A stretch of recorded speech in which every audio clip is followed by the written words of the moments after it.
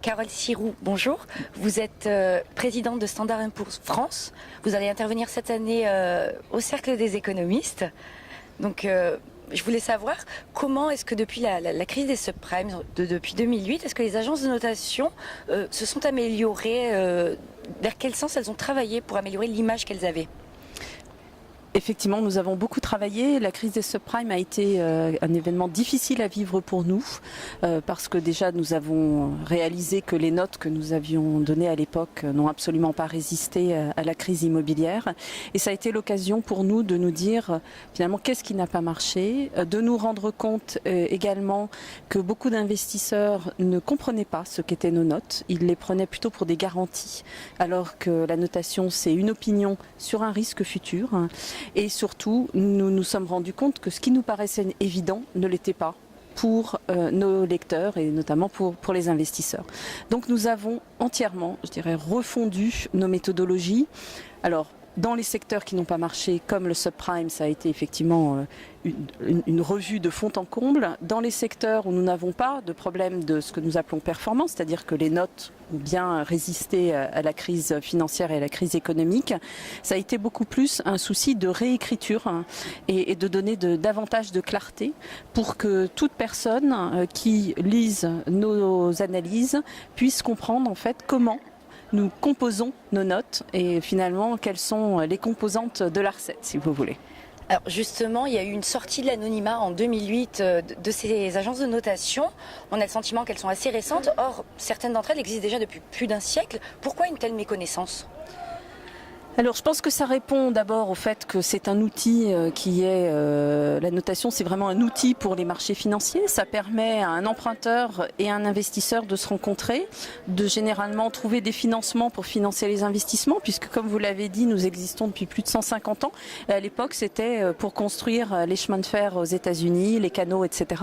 Entre-temps ça a évolué, mais finalement ça n'a pas changé. C'est ça qui est assez intéressant à regarder, c'est que le produit lui-même, vraiment ce que nous donnons, n'a absolument pas changé. Alors bien sûr, ça prend des formes différentes. C'est souvent sur des produits financiers qui sont plus complexes, mais sur le fond, le métier est le même. Et effectivement, on est tout d'un coup, on s'est retrouvé à l'aune surtout de la crise des souveraines en Europe, un peu sur la place publique. Et ça a été quelque chose qui a été aussi difficile à vivre pour les équipes, parce que c'est vrai que ça demande quand même une certaine connaissance des marchés financiers, ce que tout le monde n'a pas. Et donc, il nous a paru, en tout cas chez Standard & Poor's, important de pouvoir expliquer quel était notre métier. Vous allez intervenir sur la fin de la dictature financière, c'est le thème de votre session. Dans l'imaginaire collectif, ce sont les banques et les agences de notation qui ont instauré ou qui sont à l'origine de cette dictature financière. Pourquoi cette association ? Je pense que la culture, en tous les cas économique en France, fait qu'effectivement il n'y a pas nécessairement une bonne connaissance du fonctionnement des marchés, de comment une banque lève des dépôts et ensuite les prête. Et je dirais que nous on est pris un petit peu dans cette sphère financière. Donc je pense que là aussi il y a un vrai besoin d'explicitation, de simplification. Et c'est vrai que je pense que les métiers de la finance ont beaucoup pâti du fait qu'ils étaient perçus comme étant opaques et pas nécessairement facile à comprendre par tous les utilisateurs. Du point de vue des agences de notation, l'année 2012 en France, on a beaucoup parlé de ces agences puisque la note de la France a été abaissée par Standard & Poor's mais aussi Moody's. Quelle est la situation actuelle du pays selon votre agence ?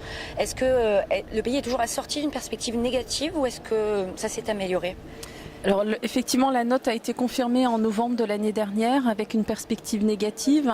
Je vous rappelle que la note est 2A+, donc extrêmement élevée et représente un risque financier très faible. Cela dit, il y a un certain nombre de sujets, je dirais, d'attention, notamment liés à la situation économique, une certaine perte de compétitivité de nos économies et également un niveau d'endettement qui est source de faiblesse. Donc il nous paraît important de continuer à regarder la situation, mais je le rappelle, la notation est un exercice relatif et la France continue à avoir une note extrêmement élevée. Carole Sirou, merci. Merci.